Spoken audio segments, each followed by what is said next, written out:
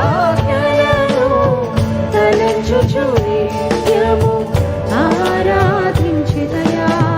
నా పూర్ణ మనసుతో, నా పూర్ణ హృదయముతో, నా పూర్ణ ఆత్మతో నిన్ను పొగడెదను.